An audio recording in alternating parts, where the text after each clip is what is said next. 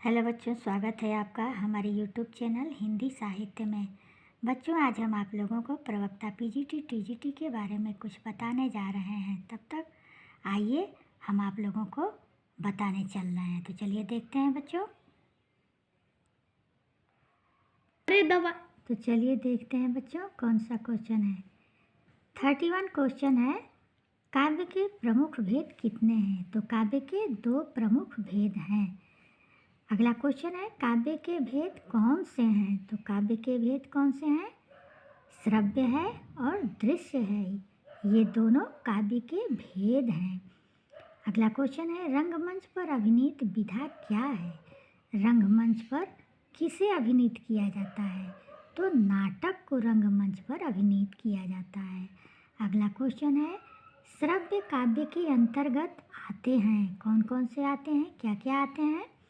गद्य, पद्य और चंपू, ये तीनों श्रव्य काव्य के अंतर्गत आते हैं। अगला क्वेश्चन है, निम्नलिखित में काव्य का मुख्य भेद कौन सा है? काव्य का मुख्य भेद क्या है बच्चों? तो काव्य का मुख्य भेद है प्रबंध काव्य, मुक्तक, प्रबंध एवं मुक्तक काव्य। और पहला है ये, अगला है पहला इसका बी सही है बच्चों, महाकाव्य एवं खंड काव्य। अगला क्वेश्चन है, विचार प्रधानता किसका लक्षण है? विचार प्रधानता किसका लक्षण है? तो गद्य का लक्षण है विचार प्रधानता। अगला क्वेश्चन है, भाव प्रधानता किसका लक्षण है? भाव प्रधानता किसमें भाव की प्रमुखता रहती है? तो पद्य में भावों की प्रमुखता रहती है। अगला क्वेश्चन है, काव्य को किन रूपों में बांटा गया है? काव्य को किन रूपों में बांटा गया है? प्रबंध और मुक्तक, इन 2 रूपों में बांटा गया है। अगला क्वेश्चन है, प्रबंध काव्य को विभाजित किया जाता है। प्रबंध काव्य को किस में विभाजित किया जाता है?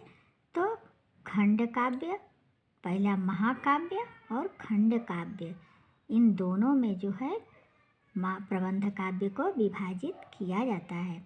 अगला क्वेश्चन है, मुक्तक को किन रूपों में विभाजित किया जा सकता है? तो मुक्तक को प्रगीत एवं पाठ्य, इन 2 रूपों में विभाजित किया जा सकता है। अगला क्वेश्चन है, महाकाव्य की विशेषता क्या है? महाकाव्य की विशेषता है सर्गबद्धता, कथा वस्तु का ऐतिहासिक एवं काल्पनिक रूप, महान चरित्र नायक जो महान चरित्र का होना चाहिए, एक रस की प्रधानता, महाकाव्य में एक ही रस होता है, एक ही रस की प्रधानता होनी चाहिए।